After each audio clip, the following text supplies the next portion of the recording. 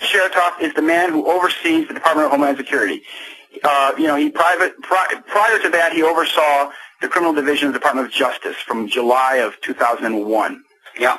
He's the person who oversaw what I call the non-investigation of 9/11. Yeah. He's the person, as the U.S. Attorney for the District of New Jersey, he's the person who had control of the evidence and prosecution of the first bombing at the World Trade Center. Michael Chertoff's father is a man named Baruch, or Gerson Baruch Chertoff. He's a rabbi. And then he's got an uncle Mordechai, who's also a rabbi. And his grandfather was a very well-known teacher of the Talmud in this Jewish theosophical sort of whatever their society in New York City, which became the Jewish Institute. And so his father was, but the sister was the head of Hadassah, the Jewish Hadassah, and she was a big fundraiser for the state of Israel in the 30s, bringing back millions of dollars to Palestine. She went to school at Hebrew University before Israel was a state. Their family was one of the founding families of the state of Israel. Yeah, and that has to be understood. That at the same time that like Benjamin Netanyahu's father is working with the New Zionist movement in New York, Michael Chertoff's aunt is working with the Zionist movement in New York and Chicago and London. Well, let's move one family. Homeland Security is not the only thing that this man has access to. He also, because of his ties to the Justice Department, has direct access to FBI activity as well, doesn't he? Does he not? Oh yeah. Well, this is the thing.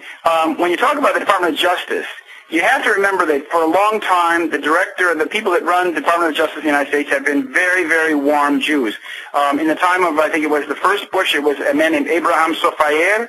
I don't know if I'm pronouncing that right, but he was a friend of Israel. Then when we had John Ashcroft, we had the real brains of the outfit was Michael Chertoff.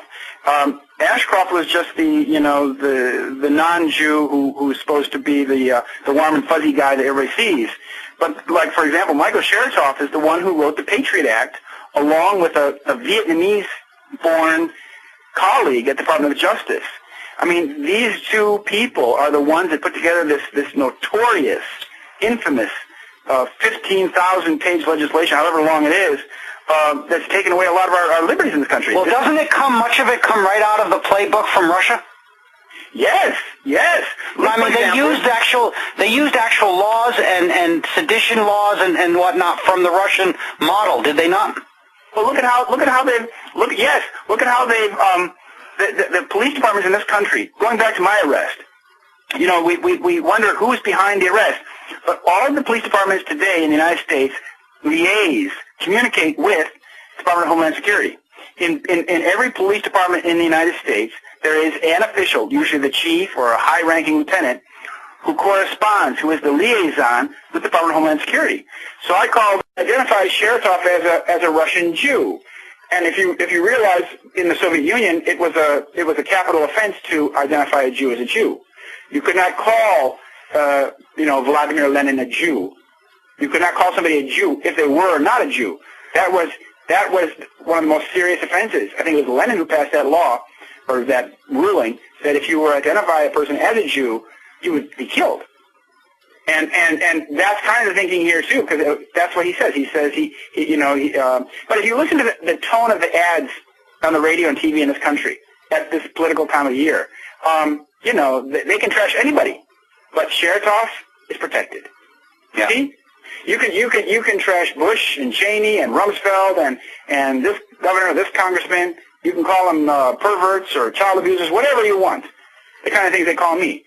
But Chertoff is beyond reach. You see, that's what I'm saying. It's the same thing. This is the man who controls the borders of the United States. He controls the Coast Guard. He controls the Immigration Naturalization Service, which is now called Citizen Service and Immigration or something like that. He controls the Palace Guard. He controls the Secret Service. Now, that's important. That used to be under the Department of the Treasury. He controls the people who protect the president, the vice president, and people like John F. Kennedy, Jr., and all those various sons and daughters of presidents are protected by Secret Service. He controls that agency. So he controls the security of the nation. He controls TSA, Transportation whatever it's called, TSA, Transportation Services Agency, whatever. Well, the TSA, right? Yeah, that's right, right. At the airport. Yeah. He controls, and so he controls the borders, if you will. He controls this new apparatus like we were talking about. Who gets to get out of the country? Who gets to get in the country? I mean, you know, this guy is in the highest seat. He controls who protects and how they protect the President of the United States. So like I said in one of my latest postings, I said, well, you know, it's a picture of Bush and Chertoff, and I said, well, Bush better be smiling. He better smile. You know, cross your eyes at Chertoff, and you might be dead tomorrow.